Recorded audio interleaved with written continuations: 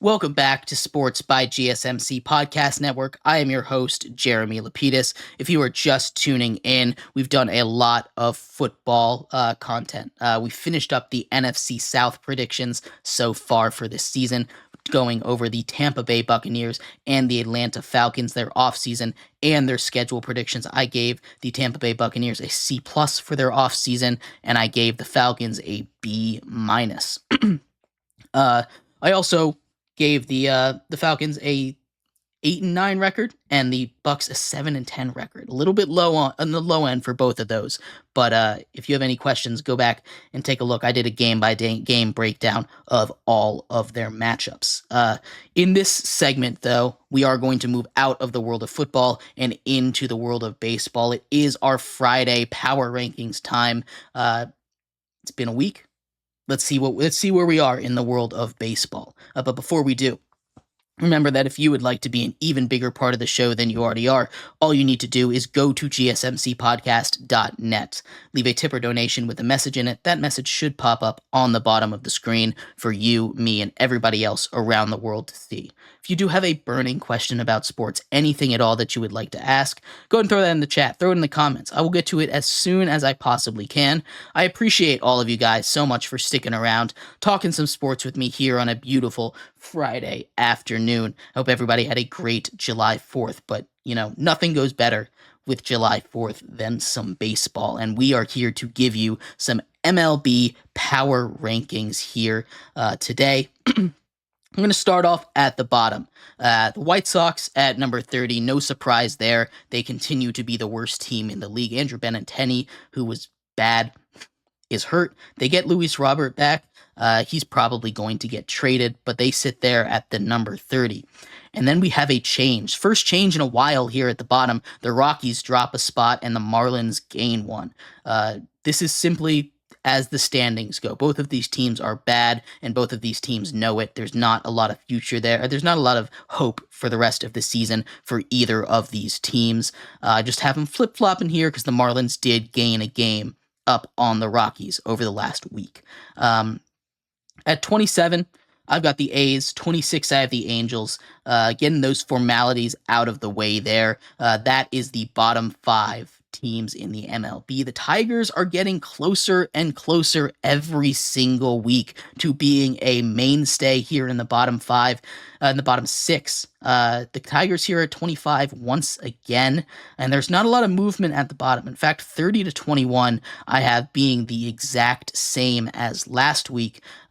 Just not too much movement there. These guys are kind of treading water now or getting worse and not really making a difference. The Blue Jays are one of those teams that's kind of treading water.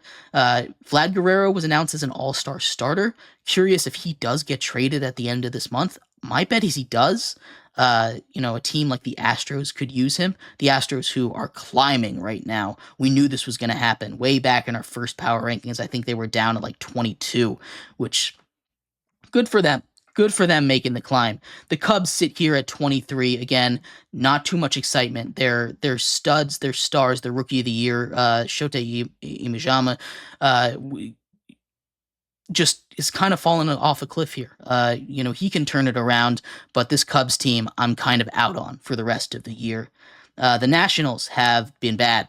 They've been bad recently. They were in a playoff spot until they ran into the Padres. Since then, as of recording on 7/3, where this is being recorded today, they've lost 7 of their last 8, 2 straight extra inning losses to the Mets. They did call up James Wood, and that's been very exciting, but they're going to stay here at number 22 until they can get out of this schneid. I considered moving them down even. 7 of your last 8 is not where you want to be. The Pirates here at 21. Pitching is super exciting there, but the bats need to get going if they're going to climb. And the Reds fall a spot to number 20. Reds, Giants, Rangers all fall one spot, so that the Rays can climb a whole bunch. Excuse me. Actually, you know what? Diamondbacks should be at 17, and the Rays should be at 16. I apologize. That is on me for not moving the teams the right way. But Diamondbacks at 16. They fall one just because I love what the Rays are doing. It was only a matter of time before the Rays get going. Diamondbacks here at 17. Again, they're also getting better, but the Rays are more on a rocket ship climb more than the Diamondbacks are just climbing up a mountain. The Royals and the Mariners continue to slip. Both of them had great hot starts, and now both of them are sliding. They're coming back down to earth. The Royals, their pitching is running out of gas, and the offense can't quite carry it. Bobby Witt and Salvi Perez are both having great seasons, but it's not enough. The Mariners at 14, they just keep giving ground up to the Astros, and at this point, it's a 3-game difference. And the Mariners are watching that slip away very consistently. They need to get the bats going. Julio Rodriguez needs to get going if they want to have any kind of success or a postseason run.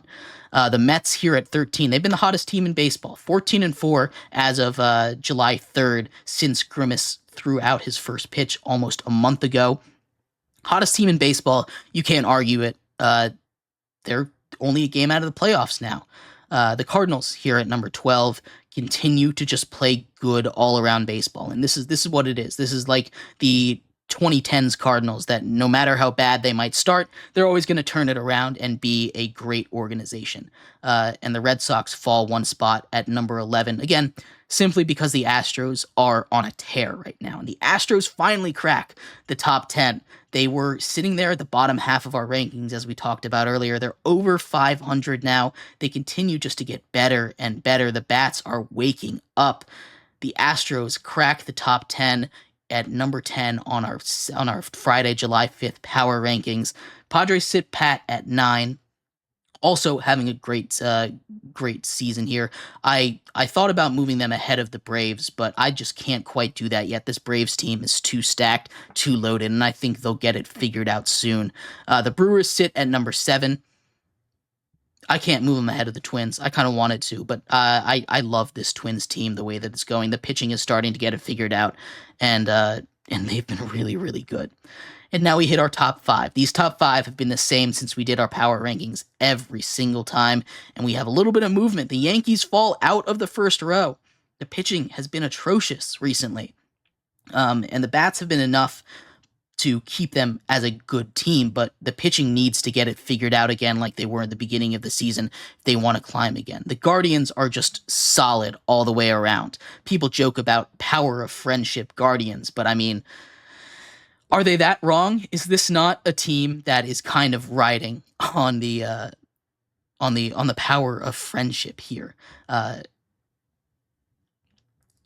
very good. Stephen Kwan, all-star.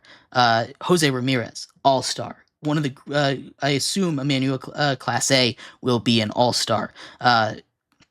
It's just a really, really good team. It's a really complete team, and they're showing what they could have been after an off season last year. Phillies move up one spot to 3.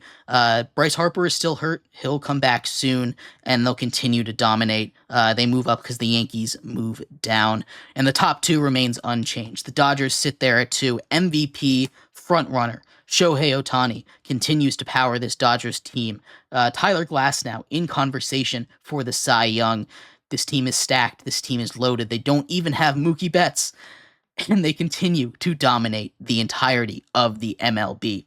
And finally, wrapping it up, we have the Orioles. You want to talk about all-stars? They've got 2 of them.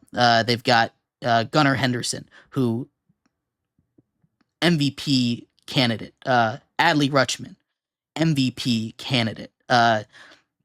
This is a really, really good team, and they're only getting better. They have lots of young talent still to come up. Corbin Burns has been awesome. Another Cy Young candidate there.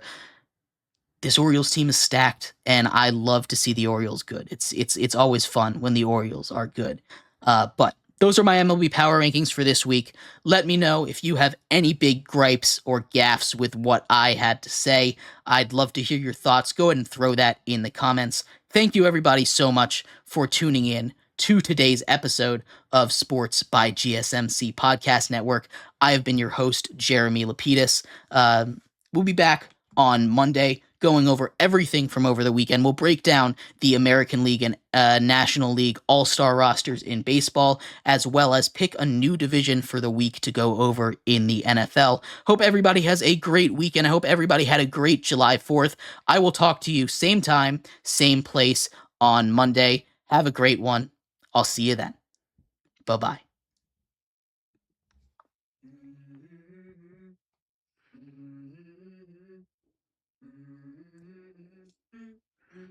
Let's go. I feel like it's gonna be a bad day. And the coffee ain't hit yet, damn it.